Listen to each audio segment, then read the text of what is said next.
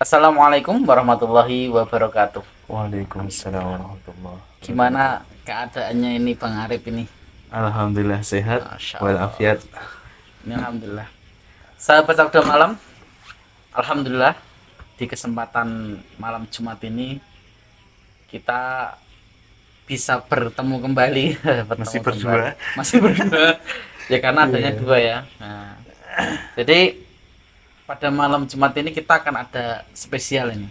Iya. Spesial tentang jin, sihir, dan bagaimana cara terapinya Gitu. ke depan tapi ini. Tapi kalau misalnya satu buku ini kan kalau selesai sekali kan tidak bisa selesai. Mungkin kita akan mengambil dari awal dulu. Mungkin nanti akan ada ratusan episode mungkin ya, Bang Arif ya. Nah, di sini kita nanti akan mengenal dulu lah, mengenal seluk beluk jin itu gimana. Kemudian nanti akan ada tanda-tanda gangguan itu jin gimana gitu kan. Gitu. Berarti pembahasannya sangat banyak ya, Mas. Kalau Mas di Fadli. dalam kitab ini banyak sekali, cuman kan kita Gitu. pada kesempatan malam Jumat ini kan kita belajar dulu tentang apa namanya, bab ini aja dulu, bab jin. Atau apa sih, bagaimana sih kita itu mengimani sesuatu yang gaib.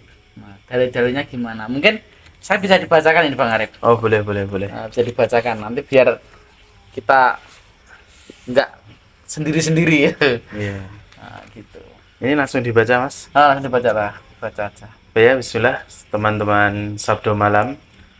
Kalau kemarin kita sudah memutar episode tentang sahabat yang sahabat. inspiratif. Ya. Siapa kemarin, Mas? Mas Wade. Mus'ab bin Umair. Mus'ab bin Umair, Duta Islam Islam pertama. pertama. Jadi di malam Jumat ini kita akan sedikit membahas tentang hal yang gaib ya, Mas. Berarti kita harus mengimani sesuatu yang Mengimani. gaib meskipun tidak tampak. Iya. Baik, langsung saja saya baca di sini. Beriman kepada hal yang gaib ya. Ya. Salah satu pokok akidah Islam itu adalah beriman atau meyakini adanya hal-hal yang gaib. Bahkan keyakinan ini merupakan sifat pertama yang disematkan Allah Subhanahu wa taala kepada orang-orang yang beriman yang bertakwa, sebagaimana Allah taala berfirman dalam surat Al-Baqarah ayat pertama sampai ketiga. Ini dibacakan semua. Dibacakan aja. Ya, saya bacakan. A'udzubillahi minasyaitonirrajim. Bismillahirrahmanirrahim. Alif lam mim. Dzalikal kitabu la raiba fihi hudal lil muttaqin. Alladzina yu'minuna bil ghaibi wa yuqimunas salata wa mimma razaqnahum yunfikun.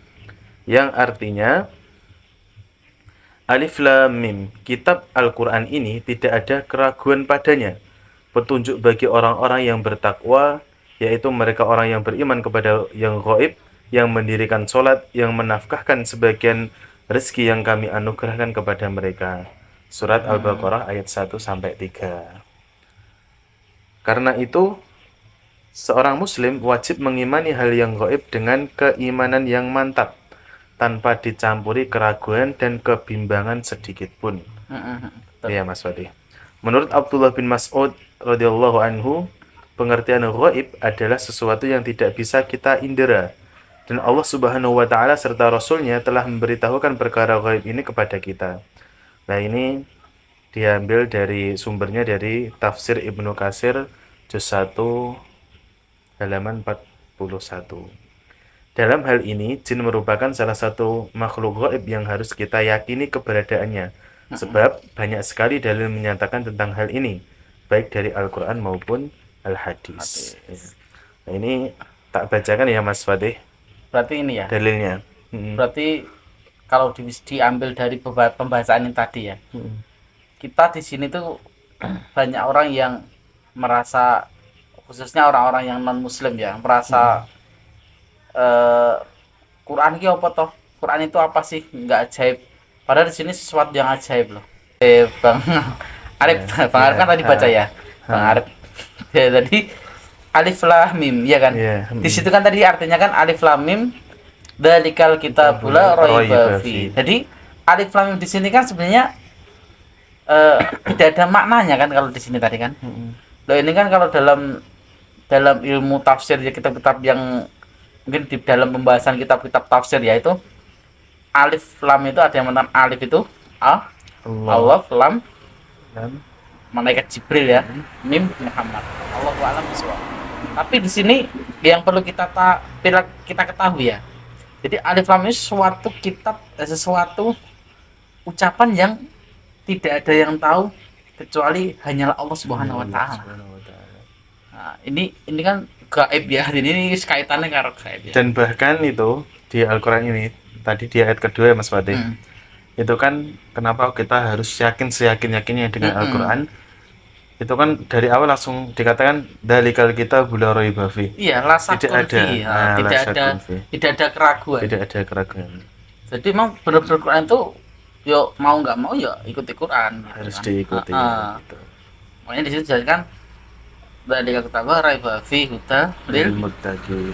ini yang berkaitan dengan kayak tadi alladzina yu'minuna bil ghaibi wa yuqimunas shalah. Jadi ini di sini ketika dia itu mengaku dirinya itu orang beriman, iman kepada Allah dan Rasulnya, percaya dengan adanya Allah, dan percaya bahwasanya Nabi Muhammad SAW adalah utusan Allah yang terakhir ya, karena tidak ada Nabi setelah Nabi Muhammad gitu kan. Yaitu emang harus percaya gitu kan, bahwasanya gaib itu emang harus ada, bukan harus ada, emang ada. Jadi sesuatu gaib itu tadi kan disebutkan sesuatu yang tidak nampak sebenarnya. Jadi kayak udara, kita ngomong udara kan nggak nampak toh? Iya. Itu kan Kita kayak bernafas. kita nafas, ada udaranya. nggak ada. Itu kan berarti kan kayak kita ngomong. Apakah ini Bang Arif dengar omongan saya ini? Dengar, tapi tidak berbentuk. Tidak berbentuk. Bentuknya kan nggak tahu wujudnya kayak apa ya gitu kan. Nah, itulah gaib. Gitu. Makanya jadi jangan sampai gaib itu diyakini sesuatu yang menakutkan, jangan. Gitu. Jadi kan gaib itu memang sesuatu yang tidak nampak Yang pada tidak usulnya. Sesuatu yang tidak bisa kita lihat. Mungkin seperti itu. Mungkin bisa dilanjutkan nanti dalil-dalilnya ini Bang Arif. Nah, di Ini sini Mas Arif ya, Mas Arif apa Bang Arif ini? Bang, Arif. Mas boleh. Nah, di sini ada satu dalil lagi Mas Fatih yang berkaitan dengan hal-hal gaib. Di sini Allah Ta'ala berfirman, A'udzubillahi minasyaitonirrajim. Wa id sarafna ilaika nafaran minal jinni yastabi'una al-Qur'an falamma khadaruhu qalu ansitu falamma qudiya wallaw ila qaumihim mundirin. Yang artinya, dan ingatlah ketika kami hadapkan serombongan jin. Wah, ada sepeda lewat. Kami ulangi, dan ingatlah ketika kami hadapkan serombongan jin kepadamu yang mendengarkan Al-Quran, maka tatkala mereka menghadiri pembacaannya, lalu mereka berkata, diamlah kamu untuk mendengarkannya. Ketika pembacaan telah selesai, mereka kembali kepada kaumnya untuk memberi peringatan. Nah, kemudian di dalil berikutnya dijelaskan, ya ma'syaral jinni wal insi alam ya'tikum rusulun minkum yaqussuna 'alaikum ayati wa yundirunakum liqa'a yaumikum hadha qalu shahidna 'ala anfusina wa gharratuhumul hayatud dunya wa shahidu 'ala anfusihim annahum kanu kafirin. Yang artinya, hai golongan jin dan manusia, apakah belum datang kepadamu rasul-rasul dari golongan kamu sendiri yang menyampaikan kepadamu ayat-ayatku dan memberikan peringatan kepadamu terhadap pertemuanmu dengan hari ini? Mereka berkata, kami menjadi saksi atas diri kami sendiri. Kehidupan dunia telah menipu mereka dan mereka menjadi saksi atas diri mereka sendiri bahwa mereka adalah orang-orang yang kafir. Ya, mungkin ayat-ayat tadi itu menjelaskan ya. Jadi di dalam kehidupan itu jin itu juga mendengar-dengar bincangan manusia. Tadi kan antum jelaskan ya yang ayat pertama tadi kan, yang tadi yang apa namanya? Wa sarafna tadi. Nah, itu kan ya mencari-cari dengar, mencuri-curi dengar, nah, kan? kemudian kembali kepada kaumnya kan. Nah ini Mm-mm. bagaimana kayak dalam surat Al-Jin juga dijelaskan kan, sami'na Qur'anan ajaba Qur'anan yahdi ila rusdi Fa'amanna fa'amanna bih walam nusyrika bi rabbina, ya kan. Ada. Nah itu kan menunjukkan bahwasanya ini mereka itu juga sudah dalam ayat yang kedua juga disebutkan tadi, mereka juga sudah diutus rasul ternyata ya, Dari kalangan dari mereka. dari kalangan. Kalau zaman sahabat itu zaman rasul sebelumnya itu kan kayak contoh Nabi Sulaiman kan ya. Nabi Sulaiman. Nah, Nabi Sulaiman alaihissalam itu kan sudah khutbah kan, ibaratnya sudah menyampaikan ketauhidan ke bangsa jin juga, karena dalam ayat lain disebutkan juga kan itu Ustaz, apa wa ma khalaqatul jinna Wal insa wal insan illa liya'budun. liya'budun. Itu kaitannya ayat ini kan sebenarnya seperti itu. Kalau di dalam detailnya ayat ini menjelaskan bahwasanya jin itu emang ada gitu. Jadi Mungkin makhluk gaib itu makhluk gaib itu ada. memang ada, kemudian didasarkan dengan dalil-dalil yang Dalil-dalil sahih yang ini. sahih. Kemudian ada hadisnya juga mungkin di situ. Oh, ada Ada Mas. Bang Arif. Ini saya bacakan ya. Oh, yang Dari dalil dari hadis. Jadi dari sebagai hadis. penguat untuk teman-teman Sabdul Malam dan kita semuanya. Ya, Jadi Bang. bahwa mengimami hal-hal yang gaib itu adalah Ada suatu hadisnya. kewajiban Suatu dan kewajiban. ada dasarnya gitu ya. Ada dalilnya. Ada dalil. Dan Karena ada perintah. karena itu sebenarnya teman-teman muslim kita itu ternyata ada yang mereka itu memiliki paham tidak percaya dengan adanya jin yang merasuki seseorang. Nah, Jadi orang kerasukan itu tidak percaya. dan Nah, itu nanti akan percaya ketika sudah melihat nyatanya. Nanti dalam waktu yang lain bisa dijelaskan tentang hal-hal itu nanti Mas. ada kaitannya di dalam kitab ini juga, di bait-bait berikutnya itu nanti akan dijelaskan juga. Gitu. Jadi kita kan di sini memahami tentang pengenalan. Jadi kita memperkenalkan gaib itu bukan sesuatu yang menakutkan, tapi ini emang harus diimani. Dan Malaikat ada gitu. ada sesuatu yang ada, nampak gitu kan. Nah, ini saya bacakan hadisnya. Hmm. Dari Abu Sa'id Al-Khudri radhiyallahu anhu, dia berkata, Rasulullah sallallahu alaihi wasallam pernah bersabda kepadaku, aku perhatikan kamu sangat menyukai kambing dan mengembalakannya di lembah. Jika kamu berada di suatu lembah bersama kambingmu, lalu kamu ingin mengumandangkan suara adzan untuk sholat, keraskanlah suaramu, karena setiap jin, manusia, dan apa saja yang mendengar suara muadzin yang mengumandangkan adzan kelak akan menjadi saksi baginya pada hari kiamat. Nah, ini diriwayatkan oleh, kalau catatan kakinya ya Mas Fatih, hadis riwayat Imam Bukhari juz 6 halaman 343. Nah, ini berarti kan jin itu nanti akan menjadi saksi. Mungkin kita tidak melihat, tapi mereka melihat kita. Nah, mereka itu nanti akan menjadi saksi, juga bagian dari saksi yang nanti kita menghadap Allah di akhirat kelak. Nah, ini hati-hati, ini banyak salah ya, kayak saya jenengan. Kalau ada salah ya nanti mereka bersaksi juga gitu kan. Nah, dan berarti kalau di sini bisa kita ambil pengertian bahwasanya jin itu tidak bisa dilihat memang. Gitu, berarti kasar. Tapi kalau ada orang yang bisa lihat itu gimana? Nanti ada dalam pembahasan lain.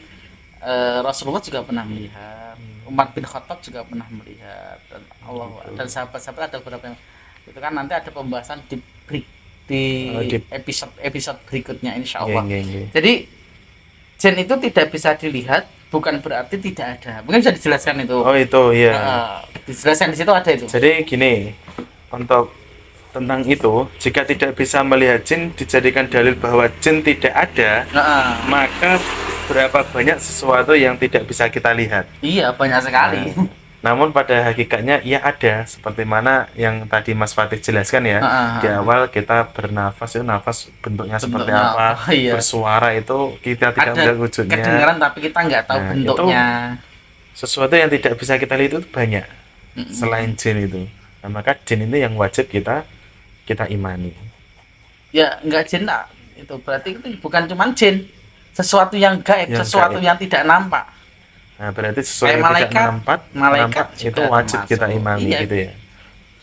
kita percaya Nah, gitu contoh ya. di sini kasih contoh arus Ah, listrik tidak ini bisa kita lihat di kabel listrik. iya. Nah, contohnya. Tapi kita Ah, bisa tahu bahwa ia ada melalui bekas-bekasnya pada lampu atau yang lainnya. Begitu pula udara yang tiap hari kita hirup oh, untuk ada juga bernafas, berarti ya. kita tidak bisa melihatnya, tetapi kita dapat merasakan keberadaannya. Bahkan ruh atau nyawa yang merupakan salah satu penyangga kehidupan kita, karenanya kita bisa hidup dan tanpanya kita mati, tidak bisa kita lihat dan ketahui hakikatnya. Namun demikian kita meyakini keberadaannya. Ya, berarti kan di sini kan dijelaskan bahwasanya kayak contoh-contohnya kan ini kan tadi kan setelah kita menerangkan sesuatu yang gaib. Ya, makanya di sini dijelaskan jin itu apa gaib itu ada tapi tidak bisa kita lihat. Contoh-contohnya kan banyak. Kayak contohnya misalnya kayak tadi dibilang di situ kan listrik, udara, suara, bahkan ruh. Nah, ini ruh. Nah, ruh ini kan kita ya. Jadi Allah kan meniupkan ruh di jasad kita, di tubuh kita. Lah, kita itu kan bisa berdiri seperti ini, bisa ngomong seperti kan karena adanya ruh. Karena adanya ruh. Kita paham adanya ruh, tapi kan kita nggak tahu ruh yang mana gitu kan. Ini kan makanya juga harus di apa ya? Diyakini gitu kan. Jadi kan yang merupakan salah satu penyangga kehidupan kita ini sebenarnya ruhnya itu. Gitu. Iya, gitu. Namun kita meyakini keberadaannya roh itu, tapi kita tidak bisa melihat roh Melihatnya. itu. Apa kita Jadi, melihat Tidak ruh bisa kita? dilihat bukan berarti tidak ada gitu ya. maksudnya. Gitu. Ini pemahaman secara logika itu Secara logika bisa dipahami bisa juga. Ya. Ini kita lanjut. Nah, dilanjut. Nah, di sini di pembahasan berikutnya itu adalah asal muasal penciptaan jin. Jin. Nah, Jin jadi- itu asalnya dari apa toh? Nah, di sini banyak sekali ayat Al-Qur'an maupun hadis Rasulullah Shallallahu alaihi wasallam Allahumma shalli ala Muhammad. yang secara pasti dan akurat menunjukkan bahwa bangsa jin itu diciptakan dari api. Jadi penciptaan jin itu dari api. Bagaimana pendapat ini dikuatkan dengan dalil di surat Ar-Rahman ayat 15. Allah Ta'ala berfirman, "Wa khalaqal janna min marijim min nar." Iya. Dan dia menciptakan jin dari nyalaan api. Abdullah bin Abbas radhiyallahu anhu mengatakan, maksud dari nyala api pada ayat di atas adalah dari nyala api yang murni. Dalam riwayat lain, Abdullah bin Abbas mengatakan, maksudnya adalah dari ujung jilatannya. Allah berfirman lagi, "Wal janna khalaqnahu min qablu min naris samum." Dan kami telah menciptakan para jin sebelum Adam dari api yang sangat panas. Quran surat Al-Hijr Lah, ayat ini 27. jelas berarti jin itu emang diciptakan dari api. Wah, lah kok bisa gitu kan? Ya bisa kayak kita manusia kan diciptakan dari tanah, ya kan? Nah, mungkin seperti itu. Jadi bahkan jin itu kan diciptakan dari api. Lah, ini yang perlu kita pertanyakan gini, Bang Arif. Kalau emang jin itu kan diciptakan dari api. Nah, itu kayak sebenarnya setan ya, iblis ya, Iblis. itu yang mengganggu Nabi Adam alaihissalam ya. Itu kan juga diciptakan dari api. Tapi dia nanti kalau iblisnya sudah pasti masuk ke dalam neraka ya. Nah, untuk menjadi mudah-mudahan kita semuanya dan sahabat sabda malam semuanya kita dijauhkan dari api neraka. Amin, amin, amin. Mudah-mudahan kita dilindungi Allah Ta'ala dari sesuatu yang menyebabkan kita terjerumus ke dalam api neraka. Jadi mereka sudah dijanji sama Allah masuk ke dalam neraka, ya kan? Nah mereka terbuat dari api kok apa ya sakit? Nah pertanyaan di situ. Itu kalau di dalam hadis itu disebutkan itu bisa disebutkan itu di dalam. Jadi jin itu diciptakan dari api. Nah, disiksanya dari api. Nah, sakit apa enggak? Itu nanti diciptakan di situ. Gitu. Mungkin bisa dibacakan juga ini biar sahabat-sahabat sabda malam paham ini. Nah, ini kami bacakan. Masalah ini adalah pertanyaan yang sering dilontarkan banyak orang. Namun, sekiranya mau berpikir secara jeli, niscaya mereka akan mengerti dan memahami hakikatnya.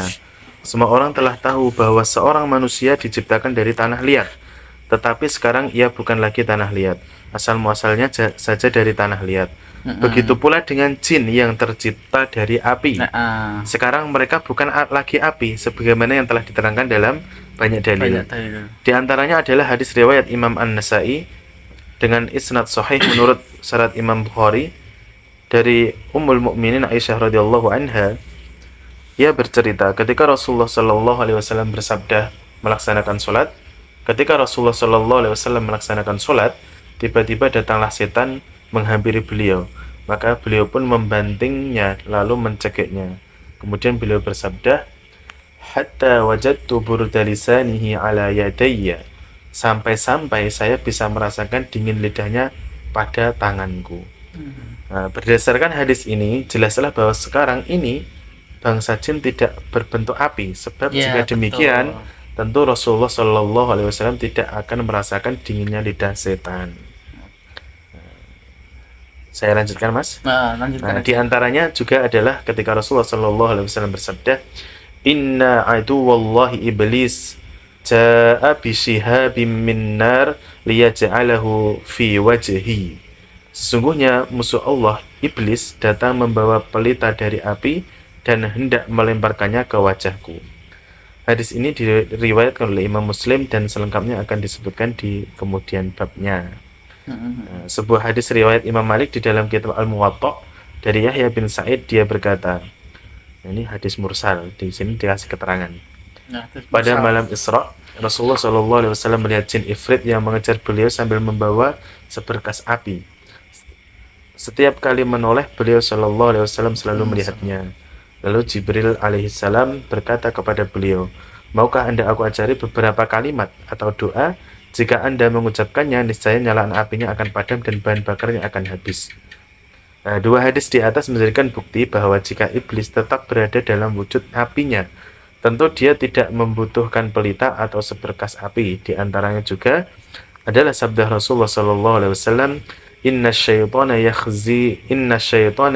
yajri minal insani majrad dam." Sungguhnya setan berpindah-pindah di dalam tubuh manusia melalui aliran darah. Ini diriwayatkan oleh Imam Bukhari di Fathul Bari dan Imam Muslim juga meriwayatkannya.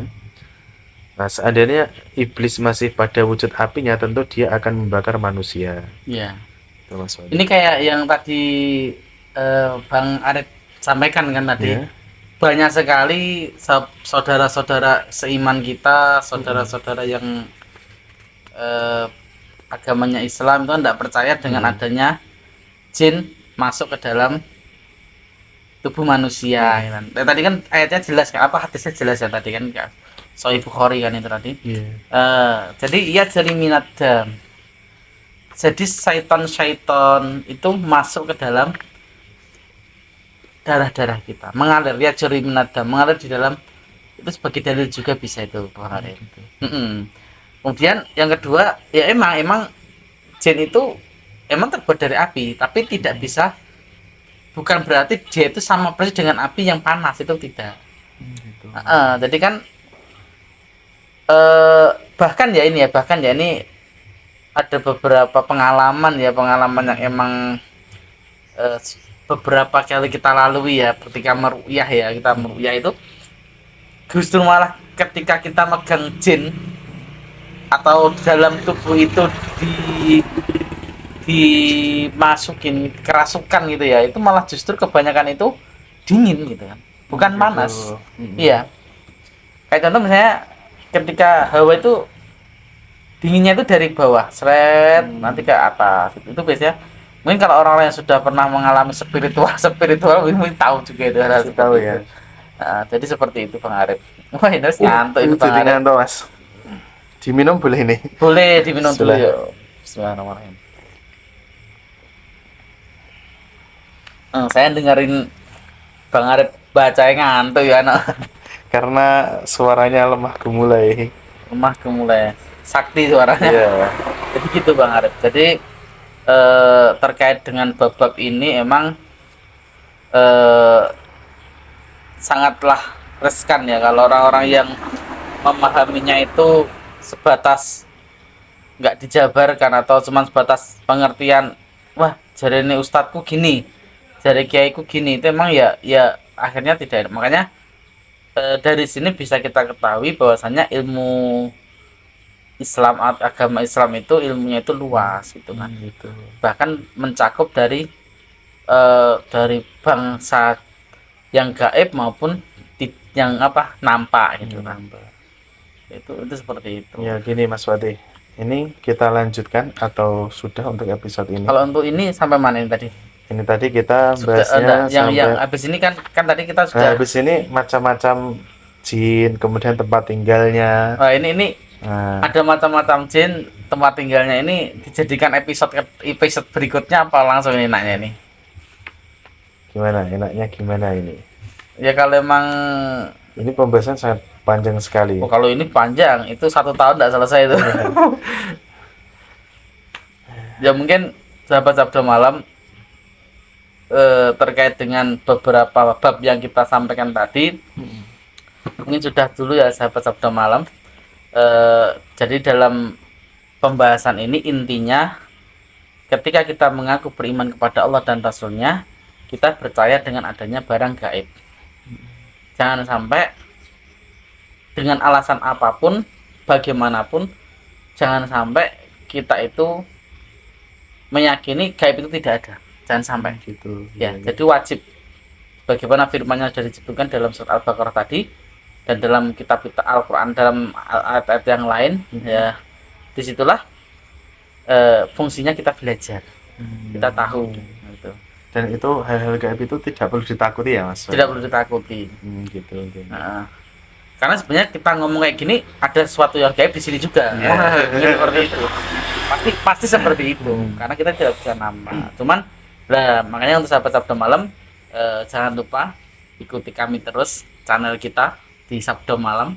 Untuk episode-episode berikutnya kita akan bacakan malam Jumat ke depan ya. Insya Allah kita akan lanjutkan lagi tentang jenisnya apa aja jin itu. hal-hal gaib yang terutama di tentang jin gitu ya. Enggak, itu kan ya kelanjutan ke depannya kita nanti membahas tentang wujud bentuk-bentuknya apa aja. Yeah. Kemudian tempat tinggalnya di mana saja. Sesuai judul bukunya, jadi jin, sihir, dan terapinya. Nah, ini kita akan mengulas ini. Saya sudah selesai baca itu loh Bang Arif. Alhamdulillah. Dan ada kitab-kitab lagi yang saya baca lagi juga sudah ada. Cuman kan namanya juga udah lama ya. Jadi kan agak-agak. Jadi ini nanti ini buat ulas penyeimbang dan insya Allah setiap malam Jumat ya Mas. Malam Jumat ya kita insya Allah akan lanjutkan. Fokuskan untuk ini pembahasan ini dan syukur nanti bisa selesai. Amin. Gitu.